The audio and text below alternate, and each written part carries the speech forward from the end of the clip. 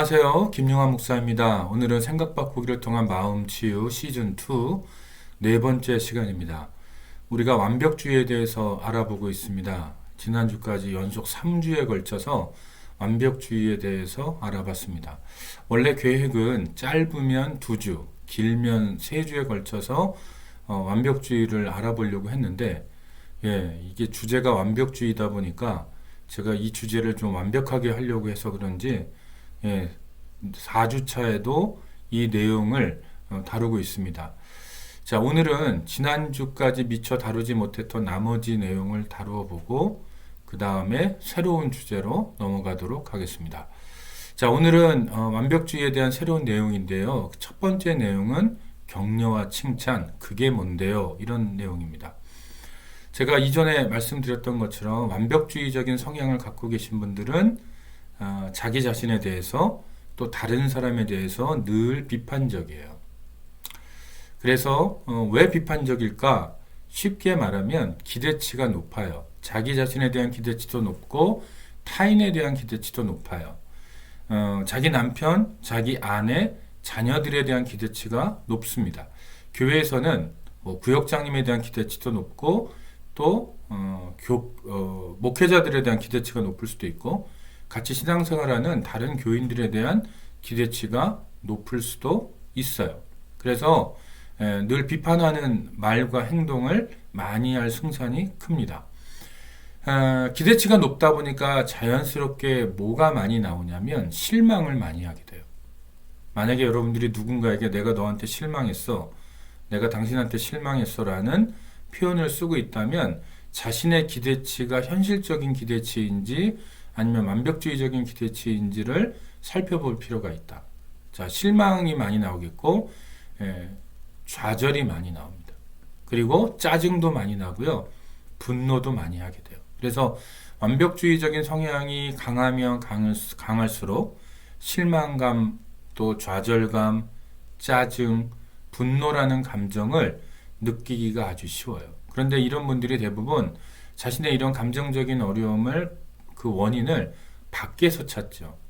네가 못해서 그래. 그러나 실제로는 자신이 갖고 있는 그 높은 기대치 때문에 이런 불필요한 감정을 느낄 때가 참 많다라는 것입니다.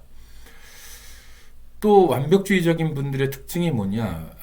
분노를 억압해요. 왜 억압하냐면 자기가 완벽하게 보여야 되잖아요. 그러니까 자기가 화가 나는 상황 속에서도 완벽하게 보이기 위해서 그 감정을 잘 눌러놔요. 없는 게 아니에요, 여러분. 눌러놓는 거예요. 그런데 문제는 더 이상 눌러놓지 못하는 상황이 올 때가 있죠. 그러면 평상시에 괜찮던 사람이, 평상시에 나이스하던 사람이 갑자기 그 분노를 터뜨리면 완전히 다른 사람으로 돌변하게 돼요. 그래서 그 분노의 대상이 되는 사람이 그런 장면을 처음 본다면 완전히 공포를 느낄 정도로, 그래서 완전히 다른 인격체인 것처럼 느낄 가능성이 높다라는 거예요. 그래서 완벽주의가 강하신 분들은 분노를 억압해 놓았다가 한꺼번에 터뜨리는 경향이 있다라는 거. 그리고 완벽주의가 높을수록 통제감을 갖고 싶어 해요. 통제감이라는 것은 모든 것을 통제하고 싶은 강한 욕구라고 말할 수 있는데, 만약에 내 남편을 통제하고 싶거나 내 아내를 통제하고 싶거나, 그러니까 통제한다라는 거는 내 뜻대로 아내, 남편, 자녀, 교우, 목회자, 누군가 다른 사람을 움직이고 싶어하는 그런 욕구인데, 완벽주의가 강할수록 이런 통제감이 강하다라는 거. 누군가를 자기 마음대로 컨트롤하고 싶어하는 그런 성향이 강하다. 그래서 통제감이 강한데 누군가를 내 마음대로 움직이고 싶어 하는데, 그러니까 그 사람은 어떻게 해야 되냐면 내 말에 절대 복종해야 되죠. 그런데 만약에 그 상대방이 내 말에 복종하지 않고 내 뜻대로 움직여주지 않으면 분노를 엄청나게 터뜨릴 가능성이 높다. 그래서 완벽주의자들은 이런 통제감이 굉장히 높고, 그래서 분노를 모았다가 한꺼번에 터뜨리는 경향이 있기 때문에 옆에 있는 사람들에게 큰 상처를 줄 가능성이 높은 사람들이다라고 이야기할 수 있습니다. 자, 그 다음에 제가 이제 이제까지 완벽주의에 대해서 이제 설명을 3주가 넘게 길게 했잖아요, 여러분. 그런데 이제 여기까지 강의를 들으신 분들은 내가 완벽주의자일까 아닐까가 헷갈릴 수 있어요.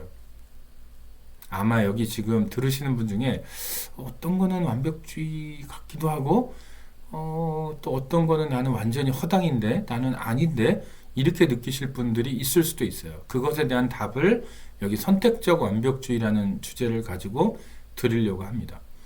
선택적 완벽주의는 뭐냐면요. 어떤 부분은 완전히 완벽주의적인 성향을 띠는 영역이 있어요. 자기 삶에.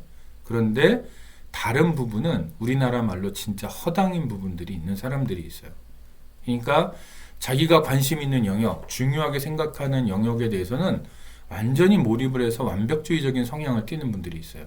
그런데 그 외적인 부분에 대해서는 완전히 손을 놔버리는 분들이 있다라는 거예요. 여자분들 같으면 뭐 옷을 입거나 화장을 하는 데는 완벽하게 해요. 그런데 집에 가면 어때요? 집 청소는 엉망인 사람들이 있어요. 그러니까 그 사람에게 중요한 건 뭐예요? 자기의 외모를 가꾸는 게 중요한 거예요. 근데 집을 깨끗하게 하는 거는 중요하지 않을 경우 이걸 선택적 완벽주의라고 하는 거예요. 남자들 같은 경우는 차를 좋아하는 남자분들은 어때요? 차를 관리를 기가 막히게 하죠. 뭐 광택도 기가 막히게 내고 그 다음에 차 안에도 기가 막히게 세차를 해놓습니다. 그런데 집에 가면 어때요? 엉망인 사람들이 있어요. 직장에서는 완벽하게 일을 하는데 집에만 오면 완전히 퍼져서 손가락 하나 까딱하지 않는 분들이 있어요. 그게 뭐냐? 한 가지 영역에서 완벽주의를 추구하다 보니까 힘이 다 빠진 거예요. 에너지가 다 빠져서 나머지 영역에 대해서는 아예 신경을 쓰지 않는 거예요. 그것을 바로 선택적 완벽주의라고 합니다. 선택적 완벽주의도요, 여러분, 완벽주의예요. 여러분들이 좋아하는 영역들을 보세요. 여러분들이 가장 신경 쓰는 영역들을 보세요. 여러분들이 좋아하는 거 보면 어떤 분들은 취미 활동을 뭔가를 할 때 뭐 화초를 키운다든가 또 뭐 수석을 갖고 이렇게 잘 집에다 보관을 한다든가 그런 분들 보면 정말 그 관리하는 모습을 보면 완벽주의에 가까운 모습을 띠는 분들이 꽤 있어요. 정말 완벽하게 관리하고 온갖 그 애정을 거기에 쏟아요. 그런데 다른 영역에 대해서는 정말 무관심하고 신경을 안 쓰는 경향이 있다라는 거예요. 그게 바로 선택적 완벽주의라는 겁니다. 선택적 완벽주의도 적어도 자기가 그렇게 신경을 쓰는 영역에 있어서는 분명히 완벽주의자라고 얘기할 수 있어요. 모든 영역에 완벽주의적인 성향을 갖고 있는 분들보다 선택적 완벽주의자들이 사실은 훨씬 더 많아요. 그러니까 여러분들도 지금 이 강의를 듣는 분들 중에 내가 완벽주의적인 성향을 띠는 영역과 전혀 신경을 안 쓰고 다른 사람들이 괴로울 정도로 손을 놔버리는 영역이 어떤 것이 있는지를 한번 생각을 해보면 좋을 것 같아요. 그래서 좀 에너지를 좀 균등하게 배분할 필요가 있다. 내가 정말 몰입을 해서 정말 시간과 에너지와 돈을 쓰는 그 영역을 조금만 양보하고 내가 전혀 신경 쓰지 않는, 근데 내가 신경을 써야 할 필요가 있는 영역들에다가 좀 더 에너지를 쏟을 필요가 있다라고 제가 말씀을 드리고 싶어요. 그래서 그것이 바로 선택적 완벽주의의 특징이고, 제가 예상컨대 이 강의를 듣는 분들 중에 선택적 완벽주의를 가지고 있을 가능성이 높은 분들이 꽤 있을 것 같아요. 네. 자, 그 다음에 완벽주의 문화. 여러분, 한국은 빨리빨리 문화죠. 근데 이거를 다른 말로 하면 대충대충 문화라고 할 수도 있어요. 그래서 삼풍백화점이 무너졌고 성수대교가 붕괴됐죠. 우리에게는 참, 한국 사람에게는 굉장히 아픈 과거입니다. 물론 한국 사회가 지금은 많이 바뀌어서 정말 완벽을 추구하지 않으면 생존하기 어려운 사회가 됐어요. 그만큼 경쟁이 심해졌고, 또 국제사회에서 살아남으려면 이제는 완벽을 추구하는 그런 것들이 많이 강해졌지만, 여전히 한국 사회의 구석구석에는 이 대충대충 문화가 있다라는 느낌이 들어요. 그런데 일본이나 스위스 같은 나라를 보면 어때요, 여러분? 스위스 정밀 기계의 가장 대표적인 나라고, 또 일본도 정밀 기계에 대해서는 굉장히 대표적인 나라죠. 그러니까 스위스 같은 뭐 유명한 시계, 우리가 과거로부터 알고 있는 그런 아주 유명한 브랜드들, 스위스에 많은 브랜드들이 모여 있죠. 왜 그러냐면 스위스 사람들이 완벽주의가 굉장히 강해요. 일본 자동차 고장이 안 나는 걸로 유명하잖아요. 왜 그래요? 예, 완벽주의가 강한 민족이기 때문에 그래요. 그러니까 완벽주의적인 문화를 갖고 있음으로 인해서 이런 이로움이 있을 수 있다, 분명히. 있어요. 이점이 있어요. 그런데, 물론 모든 것에는 밝음과 어두운 면이 있는데, 예, 또 일본 문화를 자세히 들여다보면, 그 완벽주의 뒤에 숨어 있는 어두운 부분들이 있어요. 제가 학교에서 강의를 해보면, 온라인 수업을 합니다. 온라인 수업을 하면, 제가 제 수업을 듣는 학생들 중에 일본에서 선교사로 일본 분들을 섬기는 선교사님들이 여러 명 있어요. 그래서 이제 문화와 인간의 심리에 대한 수업을 좀 제가 가르치고 있는데 그런 수업을 해보면 그 일본에 있는 선교사님들이 이렇게 토론방에 올리는 글들을 읽어보면 일본 사람들이 가지고 있는 그 완벽주의 뒤에 있는 굉장히 불안하고 또 그 완벽주의가 갖고 있는 이제까지 우리가 공부해온 그 완벽주의의 단점을 그대로 보여주는 모습들이 있더라고요. 스위스는 제가 아직 뭐 구체적인 그 사례를 못 봤기 때문에 모르겠지만 적어도 일본에는 그 완벽주의 뒤에 어두운 그림자가 분명히 존재합니다. 자, 문화적인 거예요, 이거는. 그러니까 한국의 대충대충 빨리빨리 문화와 일본과 스위스의 그 완벽하게 무언가를 해내려는 문화 사이에 그 분명한 차별점이 있다라는 거. 그러니까 완벽주의가 단순히 개인적인 특징 혹은 가정적인 특징이라고 할 수 없고요. 문화적인 특징도 가지고 있어요. 그러니까 일본에 태어난다면, 스위스에 태어난다면 완벽주의자로 길러질 가능성이 높다라는 거예요.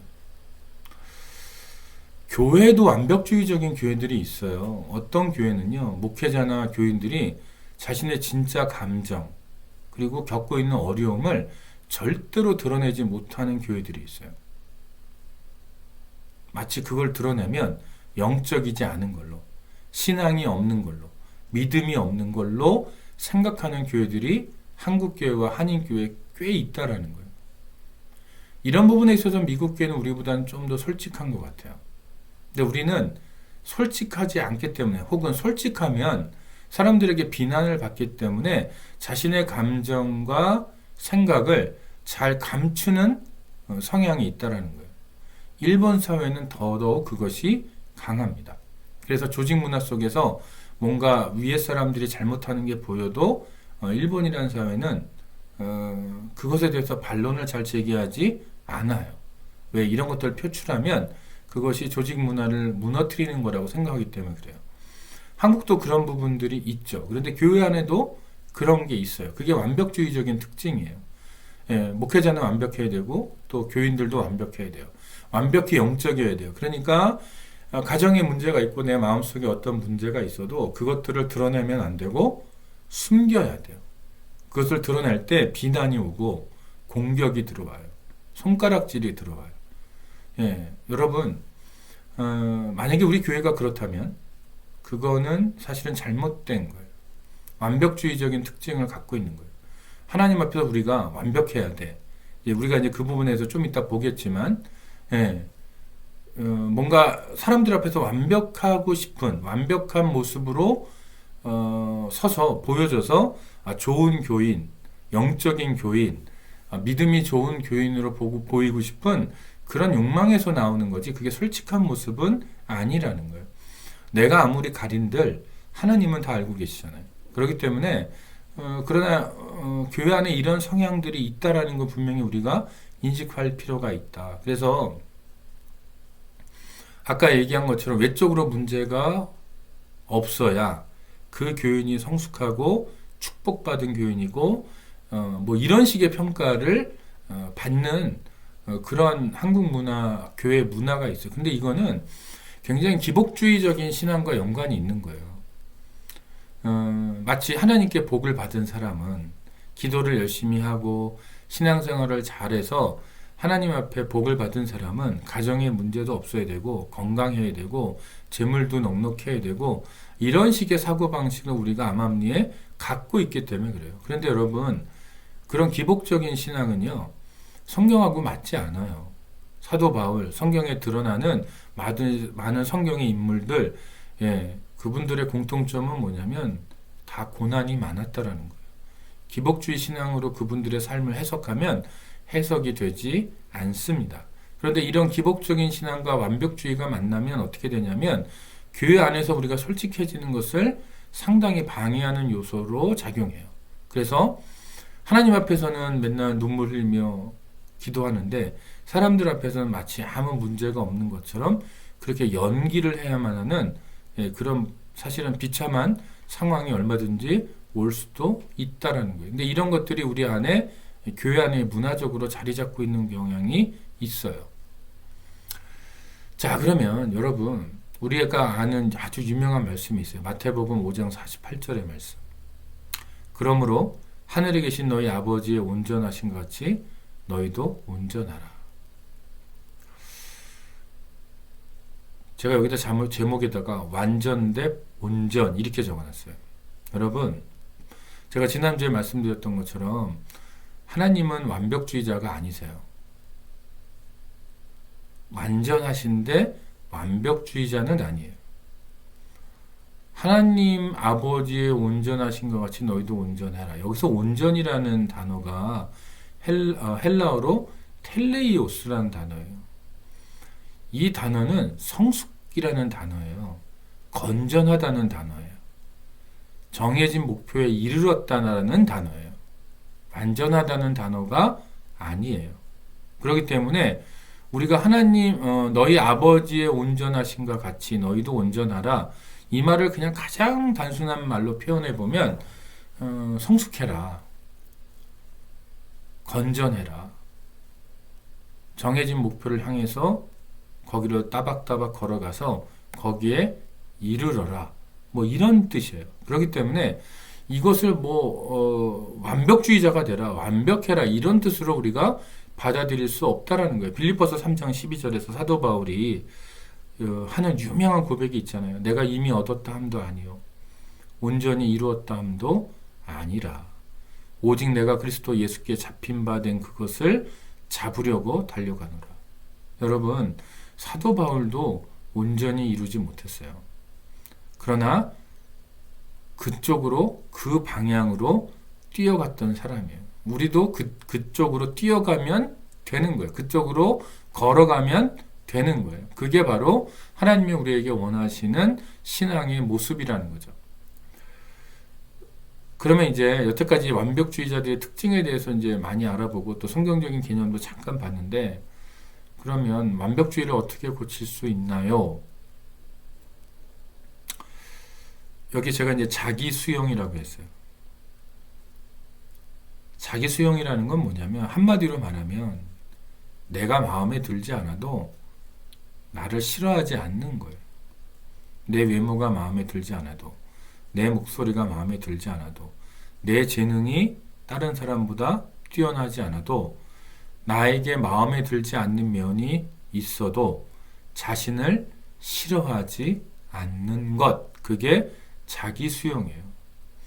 댄 스니드라는 분이 있어요. 이분이 뭐라고 얘기하냐면, 진정한 자기 사랑은 자기를 높이는 것이 아니라 하나님이 만드신 당신 자신에 대한 용납이며 감사다라고 표현을 했어요. 여러분, 자기를 수용한다는 건요, 자기를 사랑한다는 거는 우리가 착각하는 게 나를 높이는 거라고 생각해요. 다른 사람들 앞에서 나를 높이면 내가 나 자신을 사랑하는 거라고 착각하는 분들이 꽤 있어요. 아니에요, 여러분. 나를 사랑한다는 거는 뭐냐면, 나를 높이는 게 아니고 하나님이 만드신 나. 근데 내 입장에서 보면 중간중간 부분 마음에 안 든 구석이 있는 나. 어떤 경우는 정말 내 모든 것의 대부분이 마음에 안 들 수도 있는 나. 근데 그 기준이 잘못됐을 가능성이 높은데 그런 나를 용납하는 거고 그런 나에 대해서 감사하는 거. 그게 바로 자기를 사랑하는 거라는 거예요. 그래서 여러분, 자기를 사랑하는 거는 나를 높이는 게 아니고 나를 있는 그 모습 그대로 수용하고 나 자신에 대해서 감사하는 거라고 그랬어요. 자, 그러면 여러분의 거울을 한번 보십시오. 외모가 마음에 드십니까? 예, 저도 지금 이 영상을 찍으면서 지금 컴퓨터에 비춰진 제 얼굴을 보고 있습니다. 예, 그냥 용납하고 감사하겠습니다. 예. 여러분들도 한번 거울을 보세요. 용납이 되십니까? 감사가 되십니까? 여러분의 재능을 보세요. 여러분의 능력을 한번 보세요. 여러분의 어떤 특징을 보세요. 마음에 드십니까? 저도 제 안에 참 마음에 안 드는 구석들이 참 많이 있어요. 제가 지금은 훨씬 더 제 자신에 대해서 과거보다 저는 지금 제 자신을 훨씬 더 용납하고 좋아하고 사랑하는데 과거에는 제 자신의 모습이 딱 그렇게 마음에 들지 않았던 때가 꽤 있었어요. 그런데 그것들이 하나님 안에서 제가 성숙해지면서 제 자신에 대한 용납하는 마음들이 과거보다 훨씬 더 많이 늘었어요. 그래서 그냥 거울을 보면 또 그냥 제 자신의 어떤 특징이나 어떤 재능들을 보면 특별한 건 없어도 그냥 not bad 혹은 good enough, 영어로 하면 good enough 하면 괜찮네, 그냥 요 정도. 그러니까 내가 남들보다 특별하진 않아도 이만하면 괜찮은데 이렇게 수용할 수 있는 거. 예, 이게 바로 자기 수용이라는 거죠. 그래서 그것에 대해서 감사할 수 있는 거. 예, 오늘 한번 여러분 거울을 보면서 그래도 내가 너를 용납한다, 감사한다 라고 한번 고백할 수 있기를 바라요. 고백해보고 하나님 앞에 그 고백을 넘어서 하나님 앞에 나를 이렇게 만들어주신, 어떻게 보면 내가 보기에는 나를 이 모양 이 꼴로 만들어주신 이라고 말할 수도 있어요. 그런데 그런 나를 수용하고 감사하는 거, 이게 필요하다는 거죠.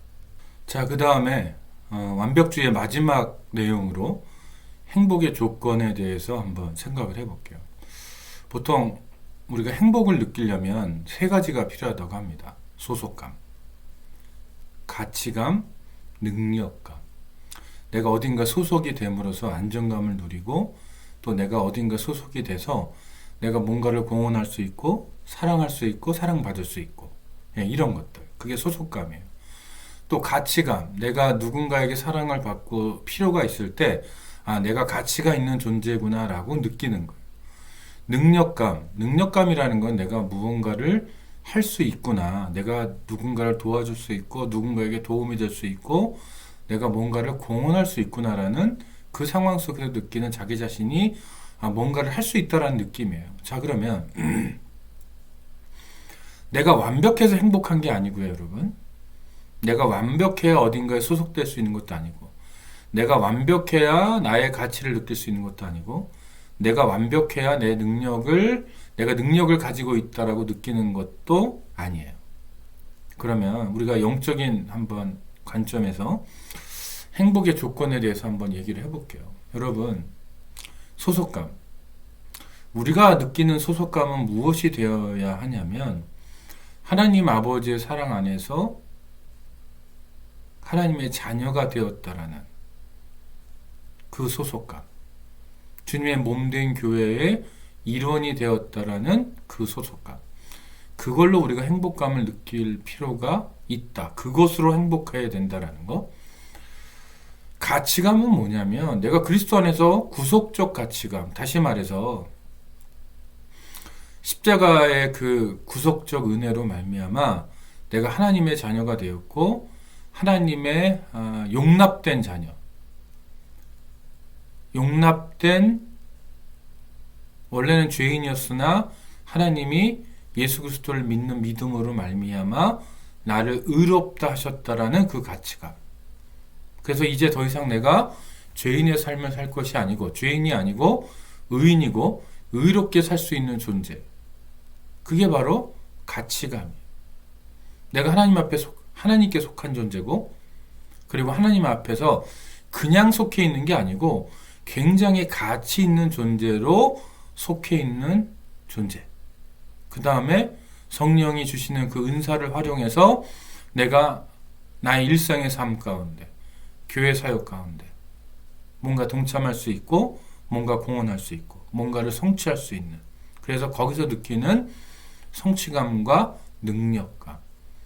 자, 이런 소속감, 이런 가치감, 이런 능력감이 있을 때 우리가 하나님 앞에서 제대로 된 행복을 느낄 수 있다라는 거예요. 다시 말해서 내가 뭔가를 완벽하게 해서 완벽한 사람이 돼서 행복하려고 하면 이미 그 행복은 반석 위에 지은 행복이 아니고 사실은 모래 위에 지은 행복이에요. 그러니까 그 집이 모래 위에 지어졌기 때문에 언제 어떻게 무너질지 몰라요. 그래서 완벽주의자는 행복할 수 없다라는 것입니다. 자, 우리가 그동안 긴 시간 3주하고도 약 한 5분 정도 완벽주의에 대해서 알아봤어요. 그러니까 대략적으로 한다면 3시간이 좀 넘는 시간 동안 완벽주의에 대해서 공부를 했습니다. 뭐 사실은 많은 시간 공부한 것 같지만 이건 사실 완벽주의에 대한 대략적인 공부고요. 그러나 다른 주제들에 비해서는 깊게 좀 다뤘는데 여러분들에게 도움이 되셨기를 바랍니다. 자, 그러면 곧바로 이어서 다음 내용으로 여러분들을 찾아뵙도록 하겠습니다. 네, 바로 이어서 새로운 주제, 좌절적 생각, 패배적 생각에 대해서 알아보도록 하겠습니다. 자, 좌절적 생각이라는 건 뭐냐면 나에게 어렵고 힘든 일이 있을 때 그것을 참지를 못하고 쉽게 좌절해버리는 생각의 틀을 얘기하는 거예요. 나에게 어떤 고난이 와요. 나에게 어떤 힘든 일이 있어요. 그것이 아주 힘든 일이든 뭐 약간 힘든 일이든 그 고난이 남들이 보기에 아주 힘든 고난이든 아니면 뭐 별거 아닌 고난이든 이런 좌절적 생각을 가지고 계신 분들은 그 힘든 일에 대해서 잘 참지를 못하고 쉽게 좌절해 버리는 경향이 있어요. 그래서 일반적인 경우는 좌절할 만한 상황일 때 좌절을 하겠죠. 그러나 남들이 보기에 좌절할 만한 상황이 아님에도 불구하고 쉽게 좌절하고 작은 어려움에도 인내하지 못하는 그런 생각의 틀을 갖고 있는 경우를 좌절적 생각이라고 부릅니다. 이런 분들의 특징은요, 일상생활을 할 때 조금 불편한 감정이 있거나 조금 불쾌한 감정이 들 때 그걸 못 참아요. 굉장히 힘들어하는 경향이 있다. 그래서 이거를 낮은 좌절 인내심이라고 불러요. 굉장히 낮은 좌절 인내심. 자, 우리가 인내심이라는 걸 한번 생각을 해봐야 돼요, 여러분.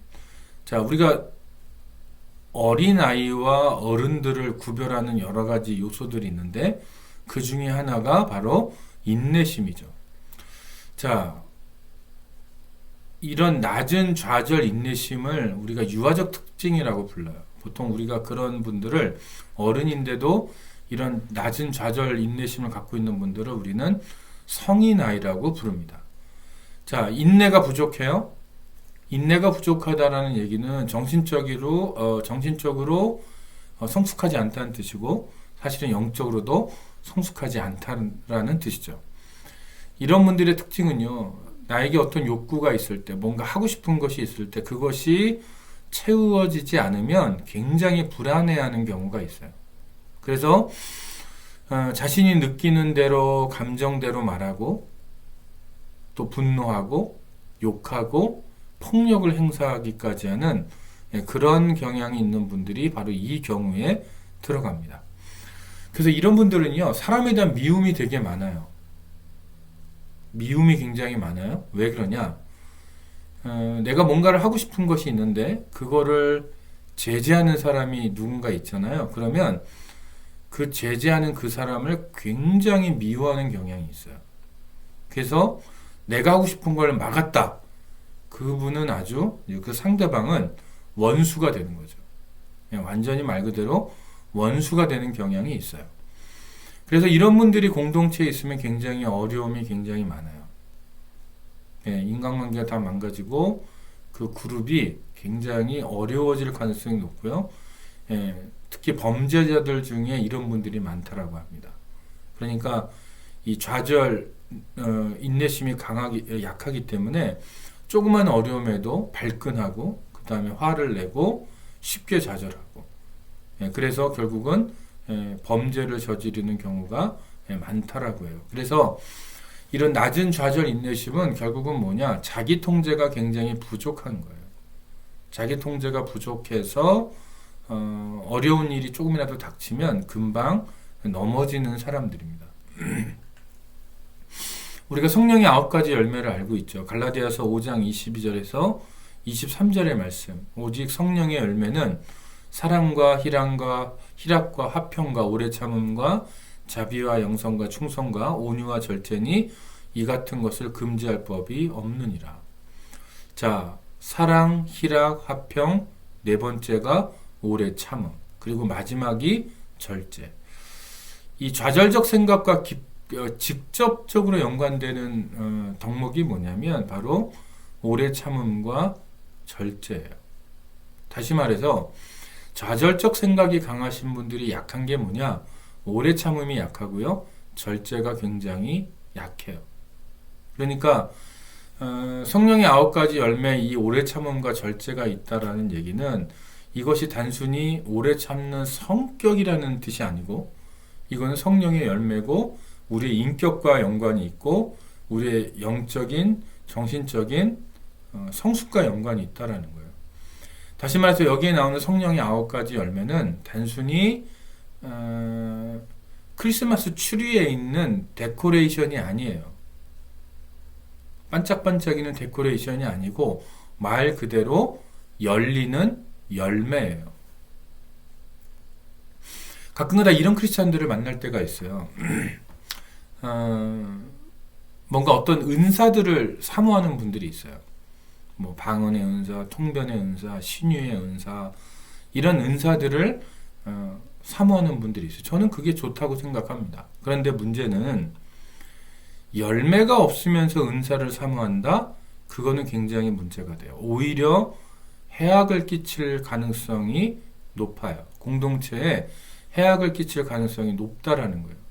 여러분, 제가 방금 말씀드렸던 그런 은사들, 뭐 병을 고치고 뭐 방언을 하고 통변을 하는 은사들은 귀한 거지만 그거 자체로서 굉장히 귀한 거지만 그것이 성령의 열매는 아니에요. 성령의 열매는 철저하게 우리의 인격과 연관되어 있어요. 다시 말해서 우리 인격의 변화 자체가 성령의 열매라는 거예요. 그런데 병을 고치고 통변을 하고 뭐 방언을 하고 이것이 우리 인격과 물론 연관이 안 된다라고 딱 잡아 뗄 수는 없지만 그 연관의 정도가 훨씬 더 약하죠. 다시 말해서 성령의 은사는 우리가 크리스마스 추리에 다하는 어떤 장식품과 같은 거예요. 있으면 좋고 없어도 괜찮은 거예요. 있으면 좋고 없어도 그게 크게 뭔가 지장이 된다라고 할 수 없어요. 그러나 성령의 열매는 없으면 안 되는 것들이에요. 다시 말해서 성령의 은사보다 성령의 열매가 훨씬 더 중요하다는 얘기예요. 그런데 은사를 사모하는 거 좋아요. 그렇다면 여러분들 중에 은사를 사모하시는 분들이 있다면 성령의 열매는 100배, 1000배, 만배 더 사모해야 한다는 거예요. 왜냐하면 이거는 말 그대로 requirement예요. 필수예요. 그러나 아까 말했던 그런 은사들은 필수사항은 아니라는 거예요. 자, 그런데 여기서 중요한 게 뭐냐? 오래 참음과 절제. 오늘 우리 주제에 맞는 거는 이 두 가지인데 이것이 오늘 우리가 다루는 좌절적 생각과 아주 깊이 연관이 있어요. 결국 이 영역이 굉장히 부족한 경우가 이 좌절적 생각에 해당하는 거라는 거죠.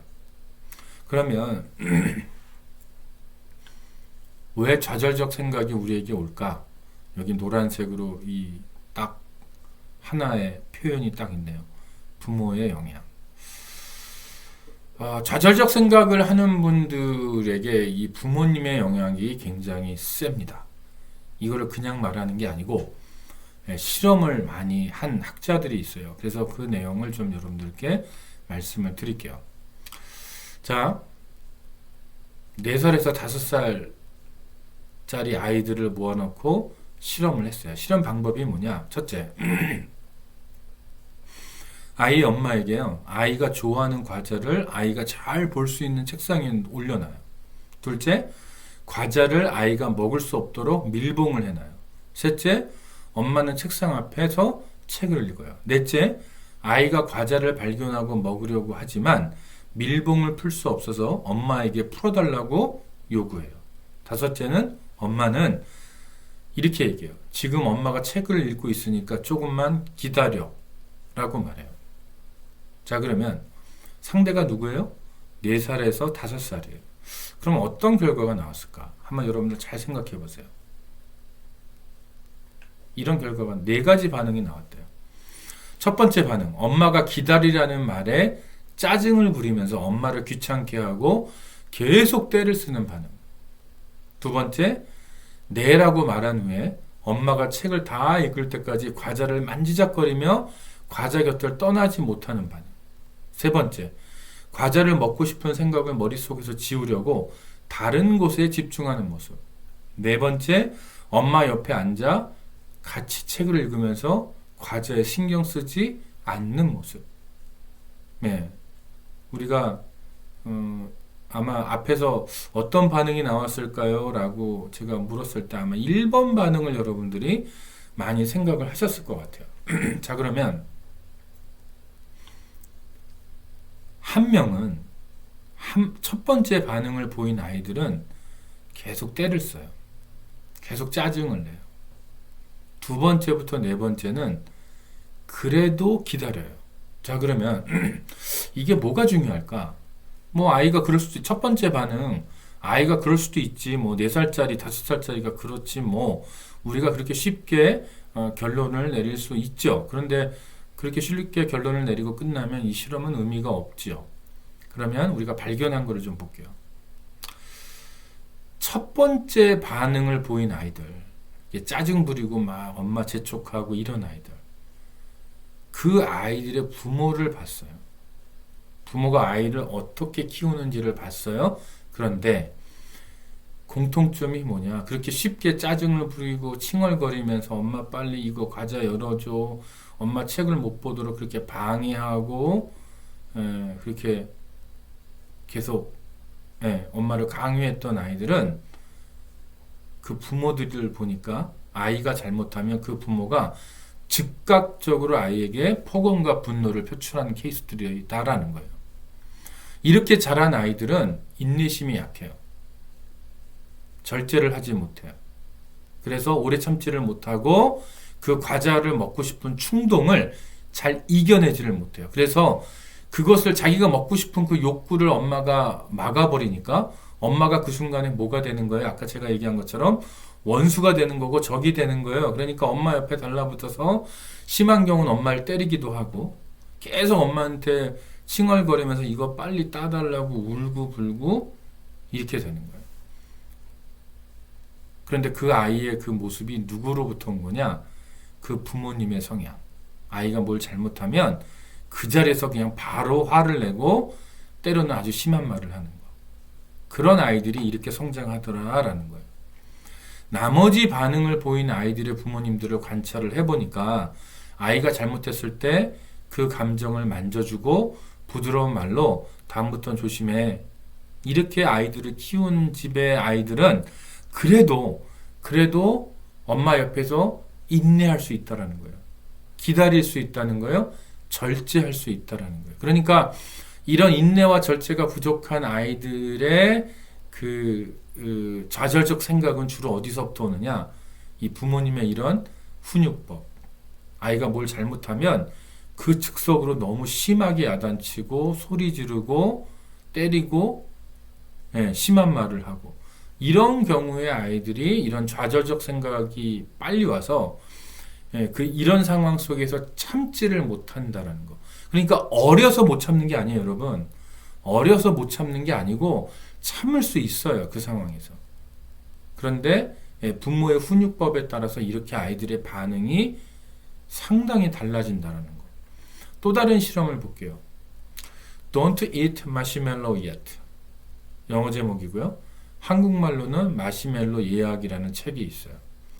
이 책에 보면 스탠퍼드 대학의 연구팀이 4살짜리 어린아이들 대상으로 한 실험이 등장해요. 그건 뭐냐? 실험 대상의 아이들에게 마시멜로를 주면서 이거 네 거야. 그런데 이거를 15분 동안 먹지 않고 참고 기다리면 또 하나의 마시멜로를 줄게 라고 얘기했어요. 그렇게 약속을 했어요. 자, 여러분들이라면 어떻게 할까요? 여러분의 자녀들이라면 어떻게 할까요? 지금 이 강의를 듣는 중에 요 나이 또래 아이들이 있다면 실험에 참여했던 아이들의 30%가 마시멜로를 참지 못하고 이 마시멜로를 먹어버렸어요. 그럴 수 있죠. 그렇죠? 30%. 그러니까 70%는 참았다는 거예요. 대단한 거죠. 70%가 참았으니까. 근데 재밌는 게 뭐냐면 이 연구팀이 10년 뒤에 이 아이들을 관찰했어요. 이 실험을 하고도 10년 뒤. 10년 뒤니까 14살, 청소년, 사춘기가 되어 있죠. 그런데 이 마시멜로를 그냥 먹어버린 30%의 아이들 과연 어떻게 되어 있을까? 여러분도 한번 상상을 해보세요. 이 아이들은 과연 10년 뒤에 사춘기를 지나는 청소년이 되어 있는데 이 아이들은 과연 어떻게 되어 있을까? 이렇게 되어 있어요. 실험 당시 잘 참고 견딘 아이들은 스트레스를 효과적으로 견뎌내고 자기 자신을 잘 다루는 사회성이 뛰어난 청소년으로 성장해 있고, 실험 당시 그 30% 아이들, 그냥 마시멜로를 그냥 먹어버린 아이들은 쉽게 짜증을 내고 사소한 일에도 쉽게 싸움에 말려드는 청소년으로 성장해 있더라라는 거예요. 자, 단순히 이게 나이의 문제가 아닙니다. 4살짜리니까 그럴 수 있지. 아니에요, 여러분.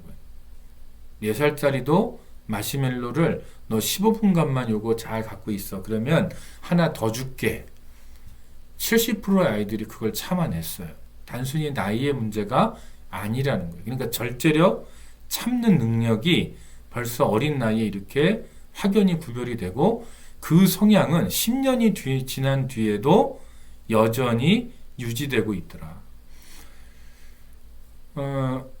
보통 이거를 장기 만족 혹은 단기 만족이라고 부를 수 있어요. 그러니까 우리가 나에게 어떤 욕구가 있을 때 아까 제가 말씀드린 것처럼 어떤 욕구가 있을 때 그걸 즉각적으로 만족을 못 시키면 막 화를 내거나 짜증을 내거나 그걸 참지 못해서 막 안절부절 못하는 사람들이 있잖아요. 그거는 어디서부터 와요? 이미 어릴 때부터 그렇게 살은 거예요. 어릴 때부터 그렇게 성향이 굳어진 거예요. 대부분. 그런데 그럼 그 성향은 어디서부터 오느냐? 대부분 부모님의 훈육법. 잘못을 할 때마다 그것을 너무 심하게 나무라고 꾸짖고 즉각적으로 그것에 대해서 너무 심하게 나무라고 반응하는 그런 부모들의 훈육법 때문에 아이들에게 이런 참지 못하는 성향들이 생기더라라는 거예요. 그래서 심하게 혼나면 혼날수록, 즉각적으로 심하게 혼나면 혼날수록 어린 나이에 장기 만족보다는 단기 만족을 더 추구할 가능성이 높아요. 그러니까 당장 내가 뭐 예를 들면 어른이 돼서 미래를 바라보면서 내가 무슨 경제 활동을 하면서 돈을 모으고 저축을 하고 이런 게 아니라는 거예요. 그냥 오늘 쓰고 죽겠다. 쉽게 말하면. 내 미래에 대해서는 관심 없어요. 그냥 오늘 내가 먹고 싶은 거 먹고 입고 싶은 거 입고 내가 하고 싶은 걸 하고 쓰고 싶은 걸 쓰는 그런 사람이 될 가능성이 높다라는 거예요. 그래서 이게 단기 만족. 그러니까 좌절적 생각이 많을수록 이런 부모의 훈육법, 아까 말씀드렸던 그런 문제가 되는 훈육법을 받고 자란 사람들일수록 장기 만족, 미래를 준비해서 미래를 설계하는 그런 장기 만족보다는 당장 내 눈앞에서의 만족을 더 중요시하는 단기 만족을 쫓을 가능성이 높다라는 거죠. 그러니까 단기 만족을 많이 추구하다 보니까 사회적으로 성공할 수 있는 가능성도 줄고 또 미래를 준비하면서 뭔가 차근차근 준비하는 능력도 굉장히 떨어지는 케이스예요. 저는 이 대목을 준비하면서 이걸 신앙적으로 한번 응용할 수도 있겠다. 우리가 장기 만족이라 한다면 성경의 말씀 그대로 한다면 그의 나라와 그의 의를 구하는 것. 이 땅이 아니고 저 천국을 바라보면서 천국의 재물을 쌓는 그 신앙생활. 이게 장기 만족이에요. 근데 이 땅에서 무엇을 먹을까, 무엇을 마실까, 이거 고민하는 거. 이건 사실 단기 만족이죠. 그래서 우리의 신앙생활의 성숙도 결국은 그의 나라와 그의 의를 얼마나 우리가 추구하느냐. 이 땅에서의 어떤 재미, 이 땅에서의 쾌락을 우리가 얼마나 포기하고 하늘의 그 재물을 쌓아두고 영광을 쌓아둘까. 이게 우리 신앙의 한 싸움인데 그렇다면 우리가 왜 이게 잘 안 될까? 만약에 우리에게 이런 부모에게 이런 훈육을 받고 우리 안에 이런 좌절적 생각이 많으면 멀리 보이는 그 하나님의 영적인 세계, 멀리 보이는 그 하늘의 보화 이런 거보다는 우리가 이 땅에서의 그냥 잘 먹고 잘 사는 것에 더 포커스를 둘 수도 있겠다. 그런 생각이 들었습니다. 또 다른 주제예요. 적절한 좌절. 자, 지금 골프공이 홀 앞에 적당한 거리에 있죠. 요 정도 거리면 아마도 초등학교 아이들도 혹은 유치원 아이들도 저 홀에다가 공을 쳐서 놓을 수 있을 것 같아요. 저같이 골프를 안 치는 사람도 쳐본 적이 없는 사람도 요 정도 거리는 퍼팅을 해서 놓을 수 있겠죠. 자, 좌절일도요. 적절한 좌절이 있고 너무 심한 좌절이 있어요. 그런데 우리 인간에게 있어서 정말 필요한 내용이 뭐냐면 적절한 좌절을 겪는 거예요. 적절한 좌절. 이 내용이 좀 내용이 많아요. 그래서 오늘은 아마도 일부분만 제가 설명을 하고 다음 주로 넘길 건데 적절한 좌절이 왜 우리에게 중요한지를 제가 좀 설명을 드리도록 하겠습니다. 도널드 위니컷이라는 아주 유명한 심리학자가 있어요. 이분이 뭐라고 했냐면 좌절을 지나치게 겪은 아동들을 보면 창조력이 결핍되어 있다라고 얘기해요. 그래서 적절한 좌절을 겪으면 반대로 적절한 좌절을 겪으면 정신적인 연단을 받고 정신적인 저항력과 면역력이 발전한다라고 얘기합니다. 그런데 문제는 이 적절한 좌절이 뭐냐라는 거예요. 적절한 좌절. 알겠어요. 뭔 말인지 알겠어요? 적절하게 뭔가를 좌절을 겪고 이겨내는 훈련을 하면 정신적인 연단도 받고 정신적인 저항력도 생기고 면역력도 발전하겠구나. 우리가 이성적으로는 그냥 쉽게 개념적으로 이해할 수 있을 것 같아요. 그러면 이제 적절한 좌절이 뭐냐라는 거를 제가 다른 학자를 좀 빌려와서 개념을 좀 설명하도록 할게요. 자, 여기 알프레드 아들러라는 1870년에 태어나서 1937년에 돌아가신 분인데, 자, 이 사진에 보면은 왼쪽에 안경을 쓰고 우수에 찬 눈빛으로 여러분들을 지금 바라보고 있는 분이 바로 알프레드 아들러라는 분이에요. 그리고 오른쪽에 굉장히 눈빛이 강하고 뭔가 신경질이 난 듯한 표정으로 여러분들을 째려보고 있는 이분이 누구냐?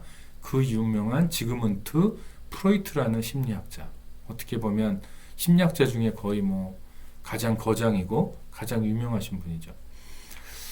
심리학에 대해서 몰라도 상담학에 대해서 잘 몰라도 우리가 프로이트를 좀 알죠. 이름을 들어봤죠. 또 프로이트 다음에 유명하신 분이 누구냐면 융이라는 분이에요. 융. 자, 프로이트하고 융은 사람들이 잘 알죠. 그런데 이 알프레드 아들러라는 분은 잘 몰라요. 그런데 세계 3대 정신분석가 그러면 이 사진 오른편에 있는 프로이트와 제가 조금 전에 말했던 융, 그 다음에 알프레드 아들러. 3대 거장이 바로 이 세 분이에요. 그러니까 알프레드 아들러는 세계 3대 정신분석가 중에 한 분, 굉장히 사실은 유명한 분이고 꽤 영향력이 있는 분인데 사람들이 잘 몰랐어요. 그런데 요즘에 좀 이제 한 10년 전, 5, 6년 전 요때부터 이제 이분이 한국 사회에 꽤 알려지기 시작했어요. 왜냐하면 이분을 연구한 학자들의 글들이 한국어로 번역이 되고 또 이분이 주장하는 내용들이 한국 사람들에게 뭔가 어필하는 내용이 있기 때문에 사람들에게 이제 다시 이렇게 이름이 되뇌이지는 그런 인물로 이렇게 부각이 됩니다. 자, 보세요. 일단 외모만 갖고 한번 설명을 해보죠. 어때요, 프로이트? 오른편에 이 아랫부분에 있는 분. 와우, 되게 무섭게 생겼죠, 여러분? 예, 이렇게 보고 있으면, 야, 너 건들기만 해봐. 한 대 간다. 뭐 이런 표정이에요. 근데 이 알프레드 아들러 보세요. 뭔가 이렇게 좀 슬픔을 많이 겪고, 우수에 처해 있고, 그러면서도 뭔가 그 내면에 좀, 깊은 생각이 있을 것 같고, 알게 모르게 약간은 슬퍼 보이지만 또 따뜻함이 있어 보이는 그런 얼굴이죠. 예. 여러분들은 둘 중에 한 사람을 선택하라 그러면 어느 분한테 옆으로 가시겠어요? 아마 프로이트 옆으로 가실 분들은 별로 없을 것 같아요. 대부분 알프레드 아들러한테 갈 것 같아요. 예. 그만큼 이렇게 뭔가 표정 속에서 말하는 그 메시지가 굉장히 많은 분이에요. 둘 다 오스트리아 사람입니다. 프로이트가 좀 더 나이가 많아요. 여기는 1856년생이고 알프레드 아들러는 1870년생. 그러니까 14살이나 많은 사람이 바로 프로이트예요. 자, 그런데 프로이트가 이 알프레드 아들러가요, 오스트리아의 수도 비엔나에서 헝가리계 유대인의 4남 2녀 중에 둘째로 태어났어요. 근데 이분이, 자, 아까 이 슬픈 눈빛의 이유를 좀 이해하셔야 돼요. 이 병치레를 참 많이 했어요, 어릴 때부터. 자, 병이 많았어요. 그러니까 부모님은 어때요? 이 6남매 중에 누구에게 이 관심이 많이 갈까요? 이 약한 아들러에게 관심이 많이 갔겠죠, 알프레드에게. 자, 그런데, 처음에는 자기의 약한 몸 때문에 부모님의 관심을 많이 받던 아들러인데, 나중에 동생들이 태어나요. 이제 둘째니까 자기 밑으로 4명의 동생이 더 있을 거 아니에요. 그런데 동생들이 태어나니까 옛날에는 자기가 그 사랑을 독차지했는데 그 사랑을 동생들에게 빼앗기는 거예요. 그러면서 이제 깊은 상실감을 경험했다고 합니다. 그 다음에 자신도 몸이 약해서 늘 죽음을 직면했던 인물인데 자기의 동생 중에 하나가 한 침대를 쓰던 동생이 밤사이 죽는 것을 경험해요. 자기랑 한 침대를 쓰면서 같이 생활하던 동생이 죽었어요. 엄청난 충격을 받았겠죠. 자, 이런 일을 겪었던 사람이 아들러예요. 여러분들 그 눈빛이 이해가 가시죠? 그 다음에 또 저분의 눈빛이 슬플 수밖에 없던 이유가 뭐냐면 큰형 지그문트 아들러가 있어요. 아까 이 지그문트라는 퍼스트 네임은 아까 프로이트의 퍼스트 네임하고 똑같죠. 그런데 이 큰형하고 사이가 안 좋았어요. 왜냐? 큰형은 너무 잘난 거예요.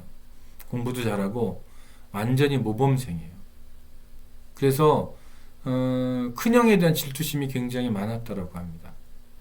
자, 그 다음 구루병을 앓았어요, 아들러가. 자, 구루병이라는 게 뭐냐면 비타민 D가 결핍돼가지고 골격의 변화가 생겨서 뭐 다리가 굽어서 O자형이 되는 거, 이런 걸 구루병이라고 그러죠.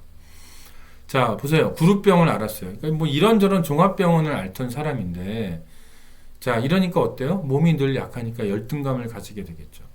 그래서 열등감에 대한 그 연구를 할 때는 항상 가장 먼저 언급되는 학자가 누구냐? 이분이에요. 왜냐? 이분 자체가 열등감 덩어리였어요. 삶이. 몸도 약해요. 형은 너무 잘났어요. 예. 그리고 동생들한테 사랑을 빼앗겼어요. 뭐 이런 일을 겪었기 때문에. 그뿐만 아니라 학교에서 수학 성적이 너무 안 좋아서요. 어느 날 수학 선생님이 이 알프레드의 부모님을 불렀대요. 아버지를 불렀다 놓고 하는 말이 얘는 공부를 너무 못하니까 그냥 구두수성공이나 만들어라. 이렇게 종용을 했답니다. 근데 이 말을 듣고요. 이런 사건들을 겪고 나서 아들러가 이제 동기부여를 받고 공부를 정말 열심히 해서 이제 학교 그 교실에서 수학을 제일 잘하는 학생으로 바뀌게 됐다라는 그런 경험도 이제 하게 되죠. 자, 보세요, 여러분. 수학을 제일 못해서 선생님이 아버지를 불러다 놓고 하는 말이 얘는 수학을 너무 못해요. 공부 머리가 아니에요. 너무 애가 안 돼요. 얘는 공부할 애가 아니니까 그냥 구두 수성공이나 시키라고 그렇게 얘기했는데 그 말을 듣고 예, 동기부여를 받아서 미친 듯이 공부를 해서 이제는 아주 탑 클래스의 학생이 됐다라는 거예요. 자, 그럼 어때요? 몸도 안 좋아요. 안 좋고요. 형보다 공부도 못하고요. 열등감이 많았겠죠. 그런데 아들러의 경험이 뭐냐면 이런 열등감을 스스로 극복하는 경험들을 하게 돼요. 그리고 그 극복을 하는 과정, 그 경험, 이런 걸 통해서 열등감에 대한 것들을 아주 깊이 이해하게 되고, 그래서 열등감에 대한 글, 생각을 우리들에게 많이 전파를 해줘요.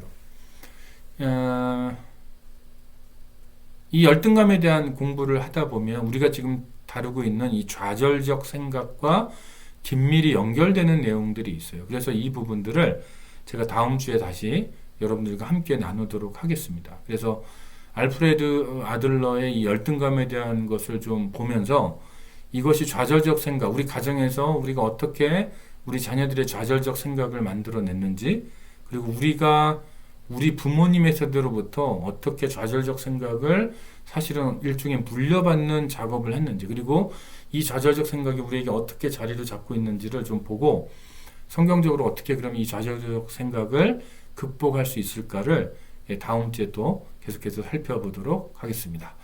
여러분들 일주일 동안 모두 건강하시고요. 또 다음 주에 좌절적 생각 2탄을 가지고 여러분들을 찾아뵙도록 하겠습니다. 감사합니다.